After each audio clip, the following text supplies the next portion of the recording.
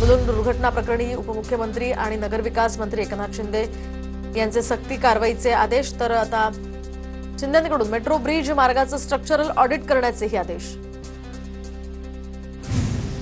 मुलुंडमधील दुर्घटनास्थळी आमदार मिहिर कोटेचा आणि महापौर रितू तावडे यांच्याकडून पाहणी। निष्काळजीपणामुळे ही दुर्घटना, त्यामुळे दोषींवर कारवाई केली जाणार, महापौर रितू तावडेंचा इशारा।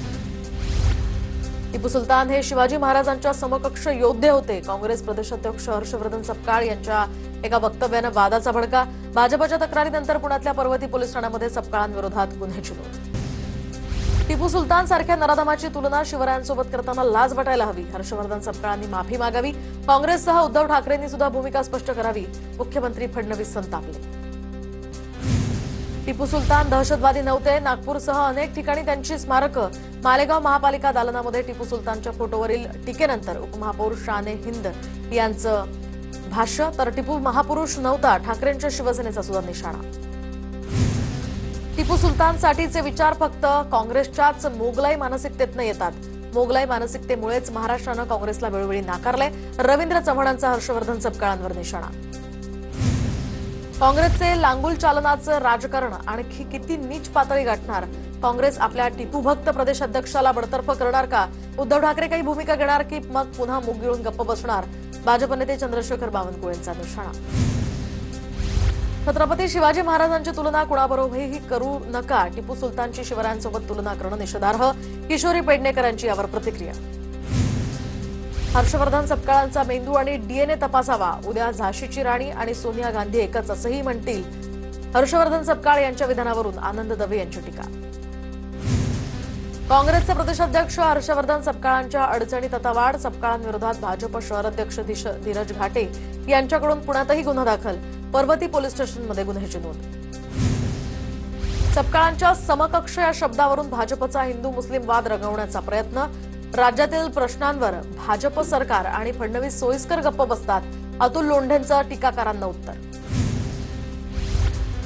मालेगाव महापालिकेतील उपमहापौरांच्या दालनात टिपू सुलतानचा फोटो लावल्यानं वाद, हिंदुत्ववादी संघटना आक्रमक, तणावानंतर हा फोटो हटवला।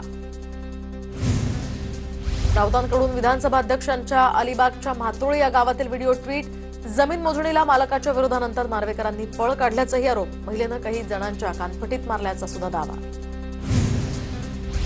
माझा घटनेशी काहीही संबंध नाही, 2 शेतकऱ्यांमधील वाद सोडवण्यास गेलो होतो, राऊतांनी ट्विट केलेल्या व्हिडिओवरून विधानसभा अध्यक्ष राहुल नार्वेकरांचं स्पष्टीकरण। जमिनीची मोजणी करण्यासाठी आलेल्यांसोबत आमचा वाद झाला, नार्वेकरांचा याच्याशी काहीही संबंध नाही, वाद आपापसात मिटवून घेण्यास ते सांगत होते, जमिनीचे मालक रमेश पाटील यांच्या संदर्भात माहिती। विलिनीकरणावर दोन्ही राष्ट्रवादींकडून फुल स्टॉप, विलिनीकरणाच्या मुद्द्यावर आता आम्हाला काहीच भाष्य करायचं नाही, पवारांच्या राष्ट्रवादीचे प्रदेशाध्यक्ष शशिकांत शिंदेंची भूमिका, तर पटेलांकडून सुद्धा विलिनीकरण होणार नसल्याची स्पष्टोक्ती। विलिनीकरणाच्या चर्चेची एवढी घाई कशासाठी, भुजबळांच्या पवारांच्या राष्ट्रवादीला या ठिकाणी सवाल। दरम्यान नवीन कॅप्टन निर्णय घेतील, दोन्ही राष्ट्रवादीच्या विलिनीकरणासंदर्भात भुजबळांची ही प्रतिक्रिया।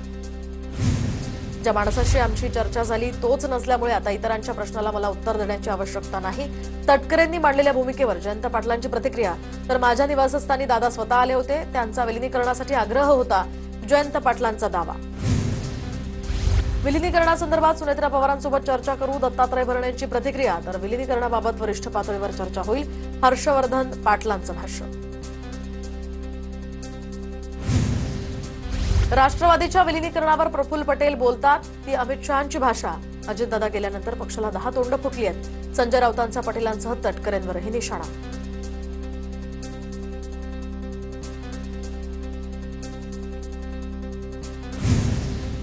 राष्ट्रवादीचं विलिनीकरण झालं तर भाजपसोबत होईल, राऊतांची टीका, तर उबाठा गट काँग्रेसमध्ये विलीन होण्याच्या मार्गावर, नवनाथ बन यांचा पलटवार। विलिनीकरणासंदर्भात नेते मंडळी जो निर्णय घेतील तो मान्य, विलिनीकरण ही आमच्यासाठी आनंदाची बाब, बारामतीचे राष्ट्रवादी काँग्रेसचे उपाध्यक्ष सुरेश घुलेंची प्रतिक्रिया।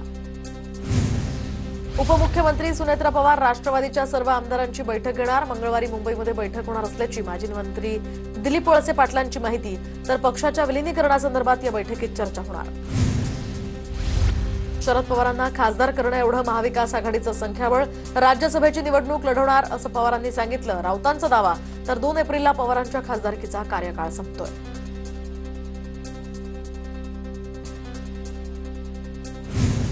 तर दुसरीकडे शरद पवारांकडून मात्र वेट अँड वॉचची या संदर्भात भूमिका. सूत्रांची माहिती, शरद पवारांनी पुन्हा राज्यसभेवर जावं, ठाकरेंची शिवसेना आणि काँग्रेसचं मत. सूत्रांची माहिती, सुनेत्रा पवार या आता माळेगाव सहकारी साखर कारखान्याच्या नव्या चेअरमन होण्याची शक्यता. 18 तारखेला सुनेत्रा पवारांच्या उपस्थितीत कारखान्याची पहिली बैठक. सुनेत्रा पवारांसह पार्थ आणि जय पवारांचे राजकीय सल्लागार नरेश अरोरांसोबत चर्चा. विलिनीकरण आणि पक्षाच्या पुढील वाटचालीसंदर्भात यामध्ये चर्चा झाल्याची सूत्रांची माहिती. विमान दुर्घटनेप्रकरणी अजून डीजीसीएचा अधिकृत अहवाल आलेला नाही, त्यामुळे कोण काय सांगतं, काय बोलतं याला अर्थ नाही. मुरलीधर मोहोळ यांचा विरोधकांना टोला. अजितदादांच्या अपघाताविषयी मी नंतर बोलेन. अजित पवारांच्या विमान अपघातावरील प्रश्नावर सुळेंची प्रतिक्रिया. अहमदाबाद विमान दुर्घटनेप्रकरणी आपल्या यंत्रणेवर विश्वास ठेवायचा की बाहेरच्या यंत्रणांचा विश्वास करायचा? केंद्रीय नागरी उड्डाण राज्यमंत्री मुरलीधर मोहोळ यांचा सवाल. मोहोळ यांनी अमेरिकेच्या गुप्तचर यंत्रणेनं केलेल्या घातपाताचा दावा फेटाळला. काल सकाळपासून मंत्री झिरवाळ हे नॉट रिचेबल. मंत्रालयातील एसीबी ट्रॅपमुळे झिरवाळ अडचणीत, तर संबंध आढळून आल्यास राजीनामा देण्याचा केला होता खुलासा. झिरवाळांच्या खासगी पीएनं पैसे घेण्यास सांगितल्याचं चौकशीत समोर आलंय. लिपिकानं लाच घेतल्याच्या प्रकरणामध्ये माझा संबंध नाही, नरहरी झिरवाळांनी वरिष्ठांना माहिती दिल्याची सूत्रांची माहिती. तर माझा यामध्ये संबंध असल्यास पक्षानं कारवाई करावी, झिरवाळांनी वरिष्ठांकडे भूमिका मांडल्याची माहिती. नरहरी झिरवाळ यांच्या कार्यालयातील लाचखोरी प्रकरणी राष्ट्रवादीच्या कोर कमिटीची सोमवारी संध्याकाळी 6 वाजता बैठक. या प्रकरणात नेमकं काय झालंय याची सत्यता उपमुख्यमंत्री सुनेत्रा पवार या जाणून घेणार. नैतिकतेच्या आधारावर झिरवाळांनी राजीनामा दिला पाहिजे. मंत्रालयातील एसीबीच्या कारवाईवरून राऊतांची मागणी. तर मुख्यमंत्र्यांच्या आदेशाशिवाय कारवाई होऊ शकत नाही.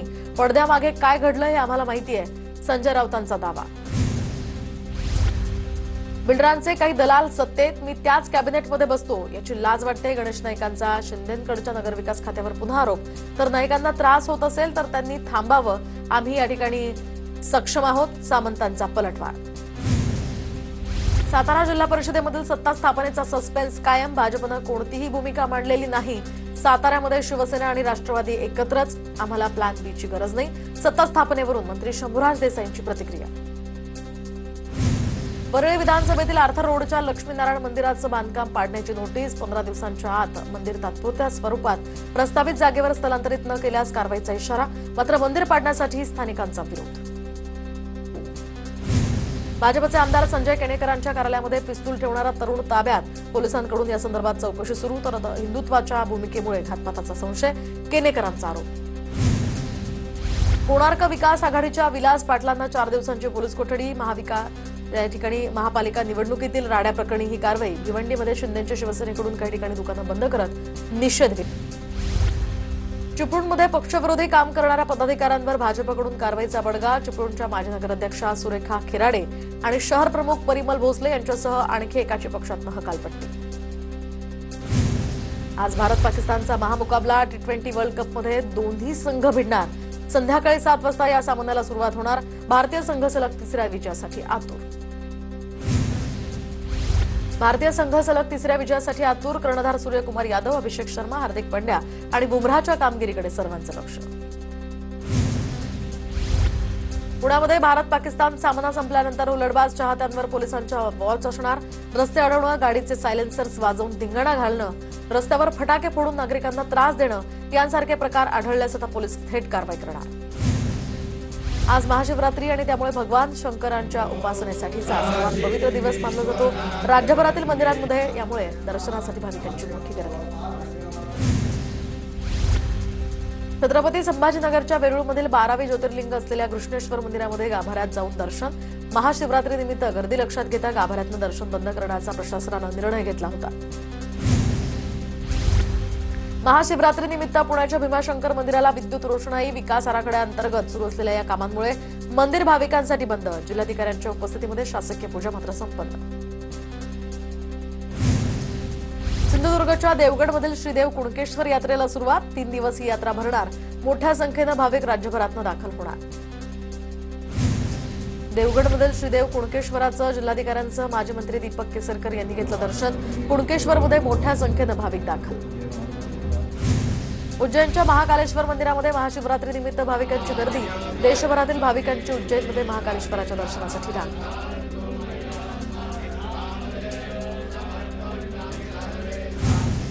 नाशिकमधील त्र्यंबकेश्वर मंदिराला या ठिकाणी मोठी गर्दी। महाशिवरात्री निमित्तानं मंदिराला आकर्षक विद्युत रोषणाई। मंदिर प्रशासनाकडून या ठिकाणी गर्दीचं नियोजन।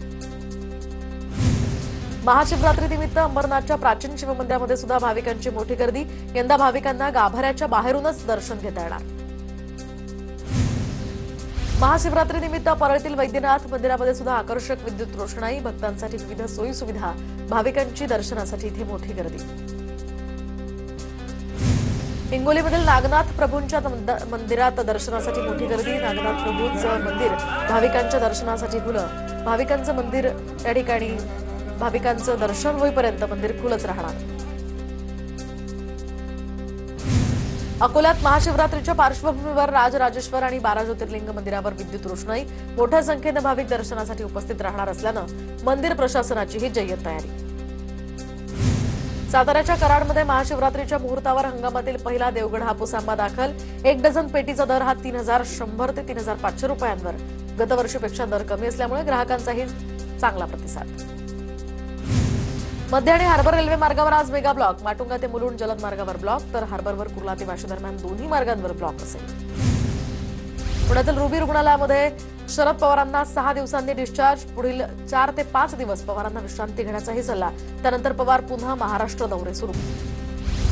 पुण्यामध्ये पासपोर्ट मिळवण्यासाठी चारित्र्य पडताळणी 15 दिवसात होण्याची शक्यता। ऑनलाईन अर्जांमध्ये वाढ झाल्यानं आणि प्रकरण प्रलंबित राहत असल्यामुळे हा निर्णय घेण्यात आलाय।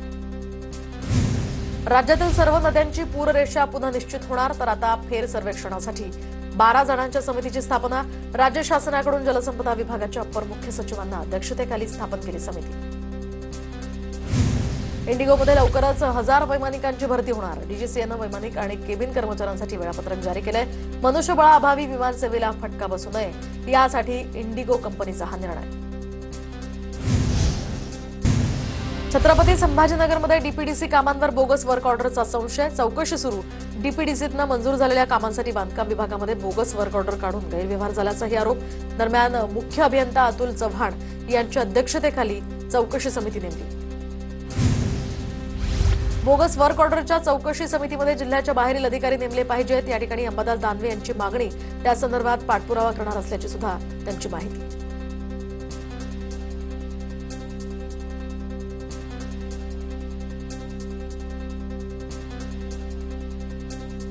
गोंदियाच्या बालाजी हॉस्पिटलमध्ये नितेश वाजपेयीनं मुलगी विकल्याच्या प्रकरणी या ठिकाणी अपडेट समोर। माझ्या मुलीचा डॉक्टरनं सौदा केला। आमची मुलगी आम्हाला परत हवी।